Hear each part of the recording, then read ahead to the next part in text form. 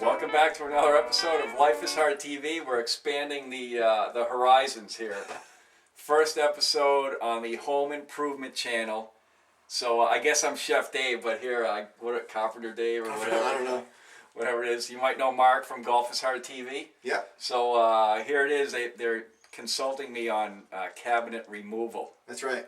Thanks for coming over today, Dave. So demolition. I love it. Demolition Dave. Yeah, that's what it is. That's what it is. So what we've got here today is some cabinets. Yep. Right. We're in kind of a mudroom entryway off the garage, and we moved the washer and dryer downstairs to the basement. Okay.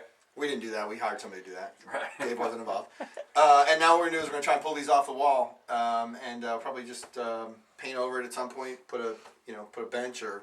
Okay, great. So just looking to add some more space and kind of make this a little more functional. Exactly. With the changing needs. That's right. So it was all based around moving the washer dryer downstairs and you triggered everything. Make it easier down. That's right. All right, sounds good. So I love demolition. Demolition Dave, that's it. Yeah. Nailed it. We got an 8-pound sledgehammer here. Good. We're just going to start to wheel away on it. Is that how it works? No, actually, cabinet removal is, especially if you want to use them and maybe relocate and put them in the garage for storage, in the basement, whatever. Maybe you can put them up over your washer dryer downstairs. That'd be awesome. We'll see what happens. Just relocate the whole room. Yeah. So typically these are screwed to the wall, and generally when cabinets are put on the wall, about 4 screws per cabinet. It's really not. There aren't a lot of screws. So usually it's a 3-inch screw going right into the studs. I'm guessing we're going to find that here, but you never know. You never know. Shouldn't need the sledgehammer. Usually a screw gun will take care of it. So let's see what we got here. So we've taken out the shelving. We're pretty much good to go with that. We got 2 cabinets we want to take down. I don't see any screws sticking out. Sometimes they're underneath. They're not in this case.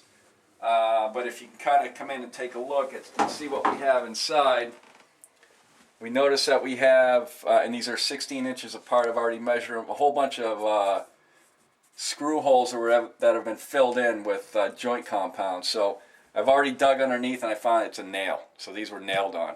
So that makes the job a little more messy. Now we're going to have to get the hammer and a little pry bar and pull those nails out one at a time. So we're going to start to work on that, and we'll see how that goes. We'll be right back. Okay, so let's see if we can get one of these nails out.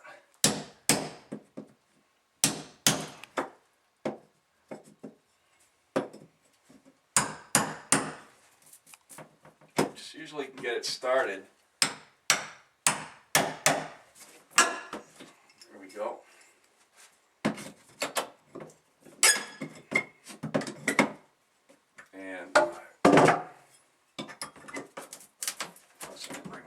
So they put 2-inch screws in. So we're going to work on getting all these screws out, and this should come right off the wall, piece of cake. Then we're going to go back in and fill those holes. Okay, what we've done to make life a little bit easier, we took the doors off. We're just about done with removing the nails. We're going to leave the top ones in because we're just going to kind of yank it out when we get to the top two. We don't want to pull out the last and have it fall. We also realize that this is 2 units, so we're going to separate those, but the crown molding is 1 piece, so we're going to pop the crown molding off before we take out the last screws and yank the cabinets out. It'll make it a lot easier. So, and like Mark said, he doesn't really care about saving it, so we don't need to worry about doing any damage, but we do need to see what's up top. There's some stuff jumping around up there. Were you looking for this owner's manual? For what? It's the instruction. It's got a little bit of dust on it, not much. Instructions and warranty on your new Gardall safe. Your Gardall warranty.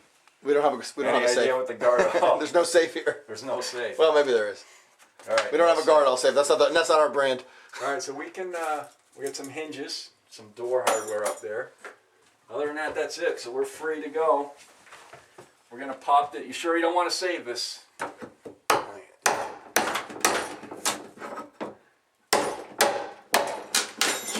It's really not a bad piece of wood, but you know, we're not saving the cabinets. You're never going to use it again. But you can see this thing's going to come off in 1 piece. Had I been a little more careful, could have done it, taken it off without doing damage. But this kind of is like particle board anyway, so no big deal. pry that right down.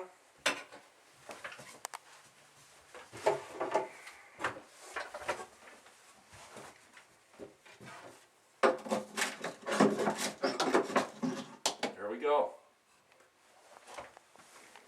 Okay, so the doors are off. All but one nail is taken out of this one, and it looks like they're either screwed together or nailed together. So it really doesn't matter. What we can do is finish taking the nails out of this one, take the whole thing down at one, in one piece. Well, let's just see what we got here.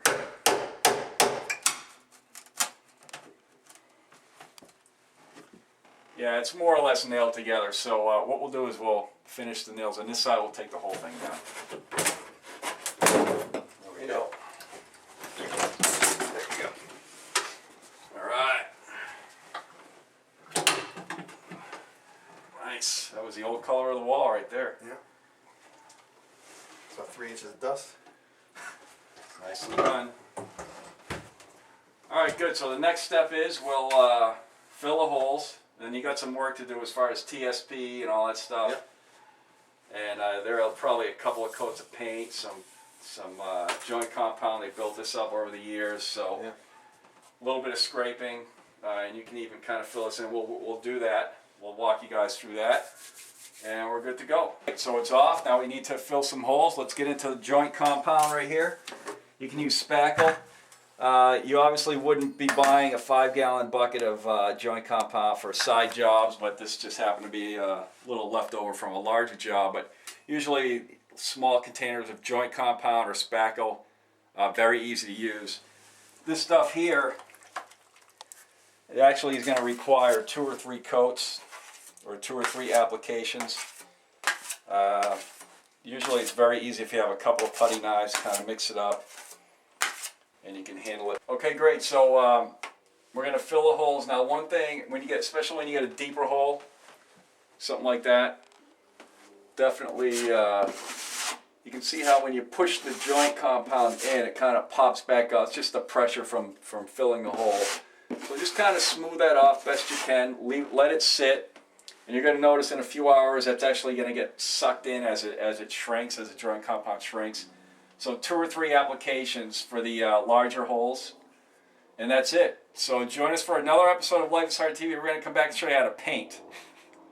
Thanks for tuning in, everyone. See you soon. What are you looking at? Yeah.